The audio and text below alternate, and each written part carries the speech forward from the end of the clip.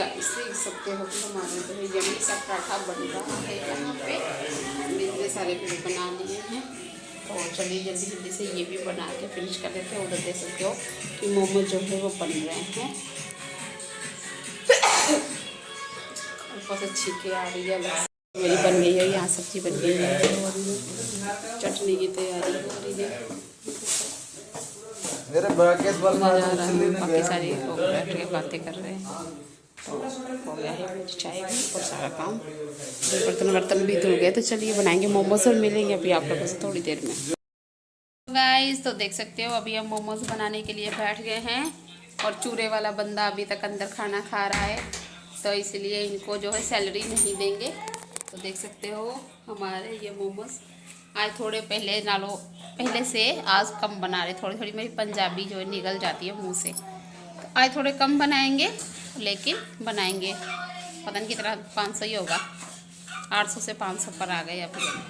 तो कमी है ना, आज ज़्यादा नहीं है मोमोज, तो बना लेते हैं फटाफट। उसके बाद से आप लोगों को भी दिखाएंगे मोमोज स्टीम होते हुए ये सब। तो ये देखो कितने बड़े बड़े हैं।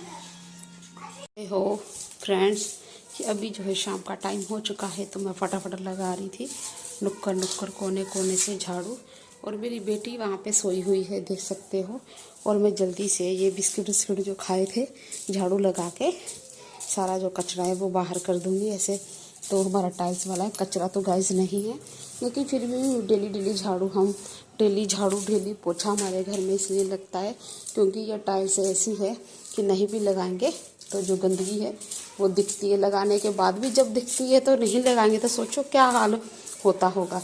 तो देख सकते हो इतना बड़ा है, अभी किचन में भी लगाऊंगी।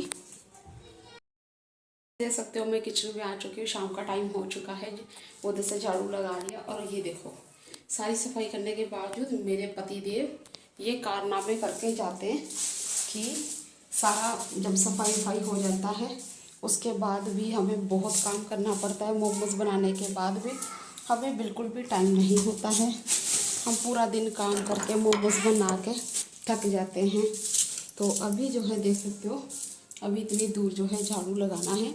ऊपर से हमारा जो है झाड़ू भी सही नहीं है गाइस, सब टूट फूट चुका है। तो मैंने सोचा कि चलो जल्दी जल्दी झाड़ू लगा लेते हैं, क्योंकि ऑलरेडी ही लेट हो चुका है, 5:30 हो चुके हैं।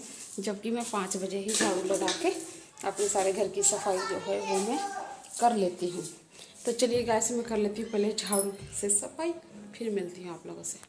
गाइस अभी जो है मैंने झाड़ू वाड़ू लगा लिया है और अब मैं बैठ चुकी हूँ, क्योंकि हमें पता ही नहीं है कि खाने में क्या बनेगा क्या नहीं। तो फ्रेंड्स हमारे ना एक मतलब कि मेरे ससुराल में ही रिलेटिव है कोई जिनकी डेथ हो गई है, लेडीज़ है। तो हमें पता चला था सुबह, बट कहते थे कि 11 बजे तक मतलब थोड़ा खाना बना के खा लो और उसके बाद से खाना बनाना नहीं और ना उसके बाद से खाना है। तो हमने 11 बजे से पहले पहले खा पी के धो मांज के सब रख दिया था। तो फ्रेंड्स उसके बाद से हमने कुछ नहीं खाया है। और मेरी बेटी मेरा दूध पीती है, मुझे बहुत भूख लगी हुई है अभी भी। तो मुझे लग रही है बहुत ज़ोर से भूख, मुझे क्या सबको ही लग रही है। मेरे बच्चे के लिए मैंने रोटी बना के रखी हुई थी, क्योंकि बच्चा अब छोटा काफ़ी है, वो तो खा ही सकता है। तो मैं गैस वैस कुछ नहीं जला रही। तो आप ही बताओ फ्रेंड्स कैसे कैसे होता है, मतलब कि आप लोग कमेंट करके बताना कि अगर किसी की डेथ हो जाए तो क्या हम नहीं खा सकते, या फिर किसी के घर से भी नहीं खा सकते। तो मैंने ये सुना है कि जो बहू होती है वो खाना नहीं खाएगी, बहू भी मतलब पूरा परिवार, सिर्फ बेटी खा सकती है, लेकिन बेटी भी अपने घर नहीं खा सकती, किसी और के घर, जैसे कि गैस जलाना ही नहीं है। तो रात की डेथ हुई है और 11-12 बजे से मतलब कि ले जाया गया, संस्कार किया गया। तो फ्रेंड्स मुझे समझ में नहीं आ रहा, मेरे पेट में कूद रहे हैं बहुत ज़्यादा चूहे। अब लगी है मुझे भूख, तो मेरे घर में आज कोई फ्रूट भी नहीं है।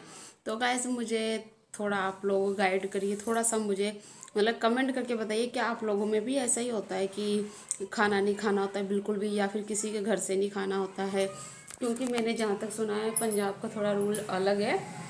वहाँ क्या होता है ना कि दूसरों के घर से खाना बन के आता था, और हम मेरे पापा की डेथ हुई थी तो दूसरे घर से खाना जब आया था तो सब ने ही खाया था। मेरे परिवार में से लड़कों वड़कों ने नहीं खाया था, क्योंकि किसको ही लगती थी, तो भूख वूख लगी थी लेकिन नहीं खाया था किसी ने भी।